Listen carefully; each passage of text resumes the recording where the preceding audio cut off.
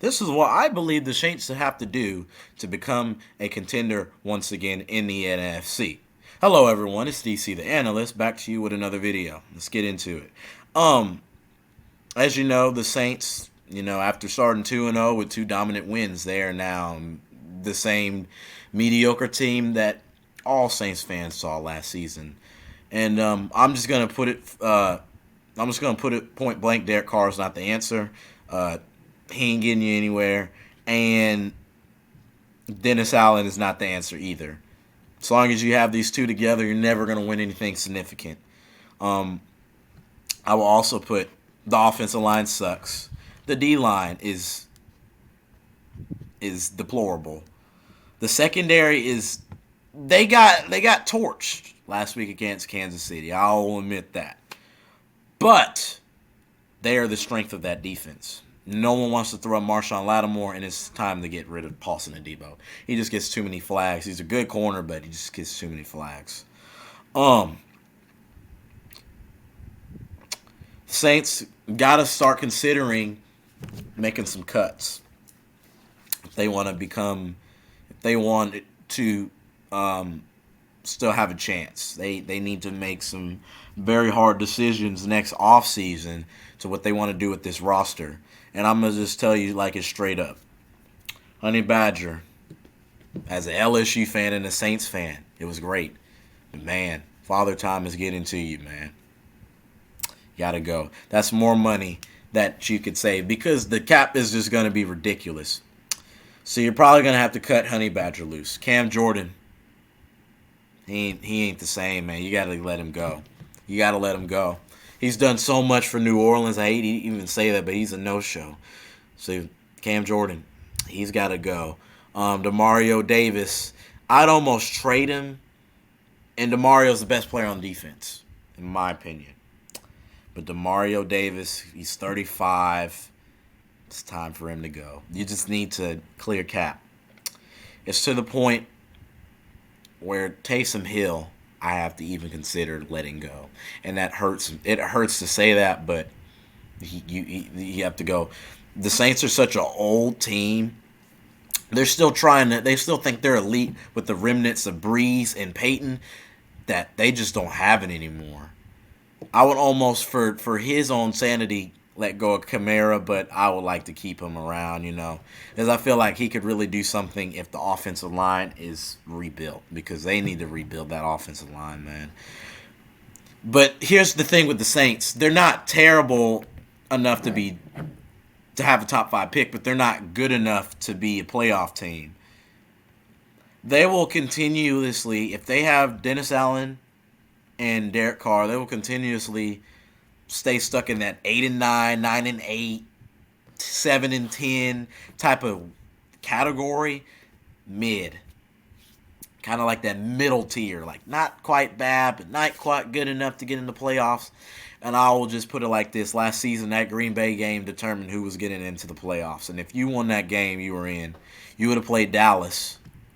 And I really think you could have beat the Cowboys. The way Carr was playing at the end of the year, you should have beat the Dallas Cowboys.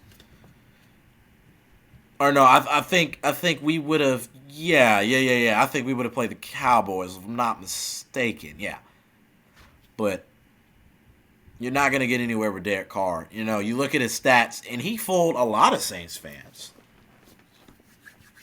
And you look at his stats, and he's like, oh, he's a pretty good quarterback, and he's decent. He's somehow worse than Kirk Cousins, but better than Andy Dalton by like a little margin.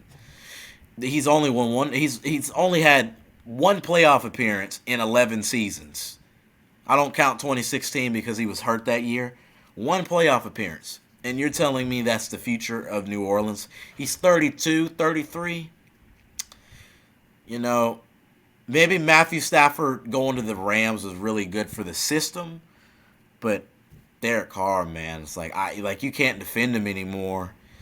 And I have this one friend, he won't be named. He knows who he is. He will blame everything else, but he will not blame Carr for having a bad game. He just will not. he won't.